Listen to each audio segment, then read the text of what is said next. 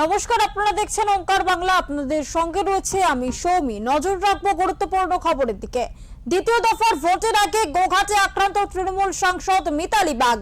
সোমবার অভিষেক বন্দ্যোপাধ্যায়ের সভায় যাওয়ার পথে তার উপর হামলা চালানো হয় বলেই খবর। অভিযোগ রয়েছে বিজেপি আশ্রিত দুষ্কৃতীরা তার গাড়ির কাচ ভাঙচুর করে। আহত সাংসদকে ভর্তি হয়েছে স্থানীয় হাসপাতালে ভর্তি করা হয়েছে। এই ঘটনায় কমিশনের কড়া পদক্ষেপে দাবি জানিয়েছেন তিনি। পাশাপাশি এফআইআর দায়ের করে আগামী 5 ঘন্টার মধ্যে ব্যবস্থা নেওয়ার নির্দেশ জানিয়েছেন সিইও মনোজ কুমার আগরওয়ালকে। আমি আরামবাগের দিকে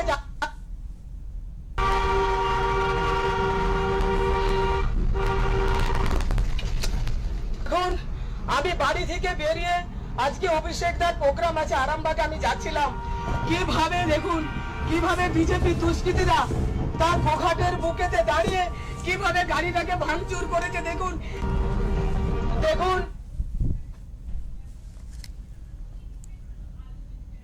এই বিষয়ে আমরা কথা বলবো আমাদের প্রতিনিধি মহেশ্বর চক্রবর্তীর সাথে। তোমার কাছ থেকে জানতে চাইবো যে মিতালি বাগের গাড়িতে হামলা ঠিক কি কারণে হামলা, কারা চালালো এই হামলা, কি খবর রয়েছে তোমার কাছে? একেবারে সঙ্গে সকাল থেকে একবারে ভোটের লড়াই গোঘাটে কিন্তু উত্তপ্ত হয়ে উঠেছে। গোঘাট আরামবাগ মহকুমার অন্যতম বিধানসভা কেন্দ্র গোঘাট একেবারে উত্তপ্ত হয়ে উঠেছে তৃণমূল বিজেপির সংঘর্ষে।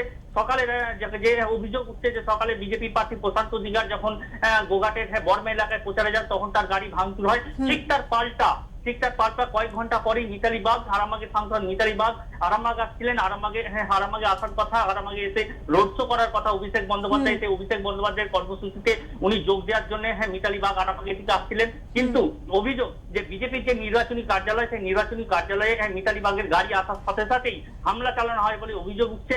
এবং অভিযোগ মানে মারাত্মক অভিযোগ। মিতালি বাগ অভিযোগ করছে তার গাড়ি ভাঙচুরের সাথে সাথে তাকে হেনস্থা করা হয়, তার সিকিউরিটি গার্ড সে আহত হয় এবং আরামবাগ মেডিকেল কলেজে বর্তমানে চিকিৎসাধীন রয়েছে।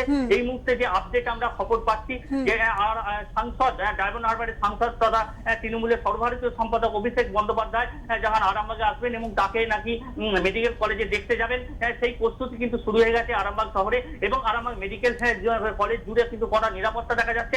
পাশাপাশি এটা একটু তথ্য দিয়ে রাখি দর্শক বন্ধুদের যে সকাল থেকেই আজকে যে ভোট প্রচার একদম শেষ লগ্নের ভোট প্রচার, আর কয়েক ঘন্টা পরে কিন্তু ভোট প্রচার শেষ হয়ে যাবে। সেই ভোট প্রচারে দেখা যাচ্ছে যে গোঘাটের যে প্রার্থী বিজেপি প্রার্থী প্রশান্ত দিগার সে ভোট প্রচার করতে গিয়েছিলেন গোঘাটের বর্মা এলাকায়। সেখানে যে অভিযোগ আসছে যে তার মিছিলে কিন্তু হামলা করে তৃণমূল কংগ্রেসের কর্মীরা এবং সেই হামলার পরিপ্রেক্ষিতেই কিন্তু সাংসদ মিতালি বাগের গাড়ি হামলা করা হয় বলে এটা কিন্তু স্থানীয় মানুষেরা দাবি করছেন। এবং আমরা যেটা জানতে পারছি, স্থানীয় সূত্রে যেটা জানতে পারছি যে সাংসদ মিতালি বাগের বাড়ি হচ্ছে হাজিপুর এলাকায়। উনি হাজিপুর থেকে আরামবাগের দিকে আসছিলেন এবং আরামবাগের দিকে আসার সময় গোঘাটে যে বিজেপির যে নির্বাচনী কার্যালয়, সেই নির্বাচনী কার্যালয়ে সামনে গাড়ি আসার সাথে সাথে বিজেপি কর্মীরা তাদের ঘিরে ধরে, বাস লাঠি দিয়ে তার গাড়িতে আঘাত করে এবং পাশাপাশি তার কাঁচের টুকরো তার গায়ে লাগে এবং তিনি আহত হন।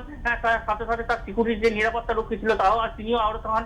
এই পরিস্থিতিতে তাকে আরামবাগ মেডিকেল কলেজে ভর্তি করা হয় এবং আরামবাগ মেডিকেল কলেজ ভর্তি করার সময় তাকে যে প্রশ্ন করা হয়েছিল যে আপনাদের কর্মীরাও তো বর্মা এলাকায় বিজেপি প্রার্থীর গাড়ি ভাঙচুর করেছে, তার পরিপ্রেক্ষিতে মিতালি বাগ জানান যে সেখানে নাকি তিনি অভিযোগ করেন যে কেন্দ্রীয় বাহিনী যে জওয়ান আছে তারা বর্মা এলাকায় তৃণমূল কংগ্রেসের মহিলা কর্মীদের উপর অশ্লীল গালিগালাজ করছিল, সেই তার পরিপ্রেক্ষিতে হামলা হয়েছে।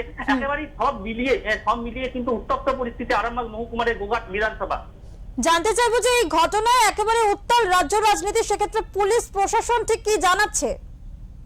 এখন এই মুহূর্তে যেটা পুলিশ সূত্রে আমরা যাচ্ছি যে 2-1 জনকে পুলিশ আটক করেছে, 2 থেকে 3 জনের মতো আটক হয়েছে এবং এই মুহূর্তে পরিস্থিতি নিয়ন্ত্রণে আনার জন্য বিশাল পুলিশ বাহিনী এবং কেন্দ্রীয় জওয়ানরা কিন্তু ঘিরে রেখেছে এবং পরিস্থিতি নিয়ন্ত্রণে রয়েছে। ধন্যবাদ মহেশ্বর। দ্বিতীয় দফার ভোট অর্থাৎ বলা যেতে পারে শেষ লগ্নের একেবারে শেষ কালে রাজ্য রাজনীতি উত্তপ্ত। গোঘাটে আক্রান্ত তৃণমূল সাংসদ মিতালি বাগ, তিনি যাচ্ছিলেন অভিষেক বন্দ্যোপাধ্যায়ের সভায় এবং সভায় যাওয়ার পথেই তার গাড়ির উপর হামলা চালায় এমনটাই অভিযোগ রয়েছে। অভিযোগের তীর সরাসরি বিজেপির দিকে। ইতিমধ্যে এই ঘটনার তদন্ত শুরু করেছে পুলিশ।